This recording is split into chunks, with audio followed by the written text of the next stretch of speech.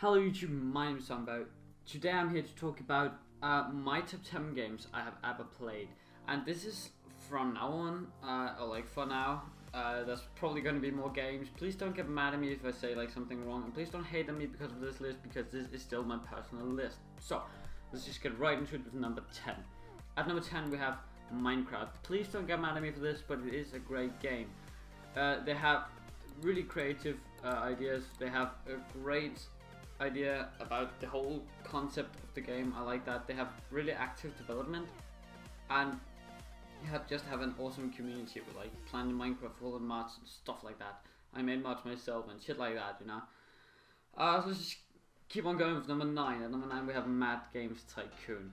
Mad Games Tycoon is an absolutely awesome idea. I love it. It's well made. I know it's not their idea actually. I think it was Game Dev Tycoon that came up with the idea. I'm not 100% sure. Let me know in the description by the way. And they have really active development at the moment, and hopefully they're gonna keep on doing that. They're gonna get a modding community soon, which is great. But after all, I think what was really important here was it's really well made, even though the graphics are sloppy, and the graphics actually means a lot to me in games. And the animations are sloppy and stuff like that, but they're still really active on it, so it might get better, it might not. I don't care. The graphics in this game is not important to me, but let's just keep on going with number 8. At number 8 we have Mount & Blade Warband. This is well made in the way that I don't think about graphics animations because they're kind of sloppy but good at the time. I am thinking of that. It's difficult to like explain that, but like you make your whole army and stuff like that. They have an awesome community with like a lot of modders and like people making like pretty much their own game of their engine. That's just amazing. I don't know how people do it or like take the time, but people are doing it really good, and a lot of credits to those guys. At number 7 we have Spore. This was a huge part of my like me growing up pretty much. When I was a kid I played Spore every day. I love this game. I never understood the space phase type of thing, but you know that doesn't really matter. I sucked at English at that time. It's an absolute great idea.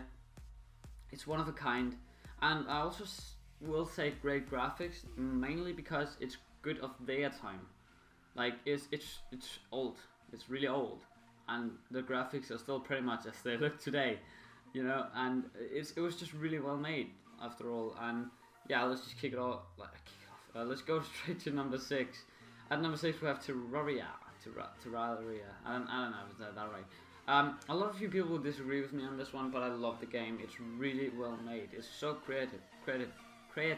Wow, I really can't speak right now. They have like great co-op aspects of this game. They have really good and funny mobs, and they have a great modding community, just like Minecraft. They have like a lot of homepages for mods for them and stuff like that. I absolutely loved it. So at number 5 we have Dungeon Defenders. Dungeon Defenders is absolutely one of a kind. I've seen stuff like it, but never really like it. They have funny graphics, they have a shit ton of weapons, and they have great co-op in the game. It's funny as hell. When I say great co-op, I mean it's funny as hell to play with your friends. And I didn't say great graphics, remember that, I said funny graphics. The graphics are... The reason why I didn't say which Dungeon Defenders is because I honestly don't really like Dungeon Defenders 2. Eternity is okay, but the main one was actually the one that I loved the most, because that was like the one I started playing with all of my friends, and we just had a shit ton of fun. But let's just keep on going with number 4. At number 4 we have Wolfenstein: The New Order. A lot of people don't even know this game, but it was really cheap. It was like, I don't know, like €3 some point. And then I was like, okay, let me just try this. It looks fine, and I was stunned. This was absolutely amazing. I don't think that I've ever like played a game like that long time in a row. I was like playing 14 hours in a row and stuff like that, and I didn't even get through the game. It has an absolutely amazing storyline. It's really well made. It's an awesome concept. I don't know, I just love it. It's really like a lot of people have been sensitive about this game because it is about like Nazis and stuff like that. You know, it's still a kind of a sensitive aspect type of thing, because like Second World War was still a lot of losses, like that's being sad about it today and stuff like that. You know, it's still a bad thing, but the game is absolutely well made. I can't. A lot of I don't know how to say it. Before we go to number 3, I'll just I'll just talk about some that almost made it on this list, but never really made it to that big part of my life that I wanted to put it on here.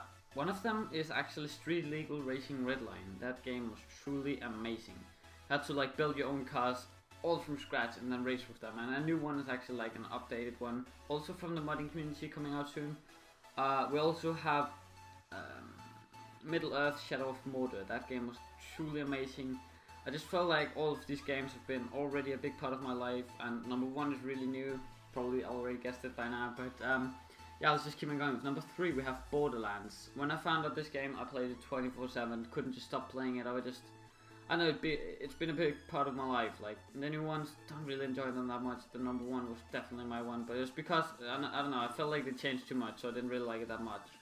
But they have really unique graphics. I like it. It's like a cartoon type of thing. Like it's difficult to like say. They have a fine story after all. It's not that like extensive, but it's really good still.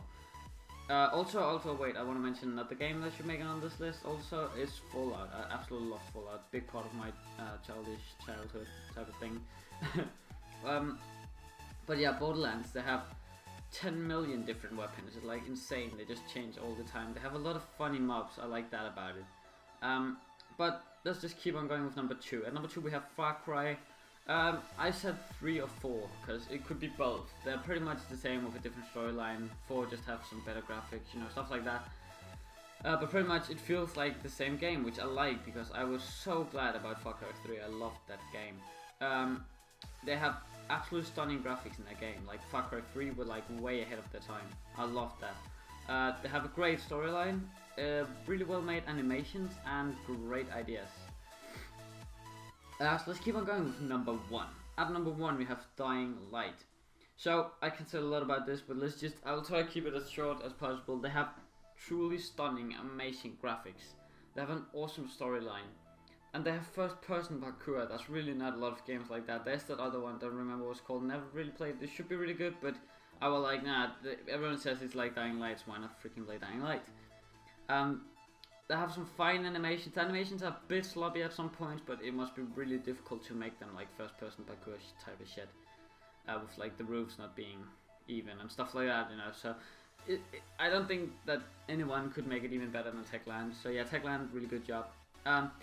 The game is a great concept. It's like it's slash idea or whatever, but I don't know. It's just really well made. They really made it through. Like they did all what they promised. That's just what I feel, at least.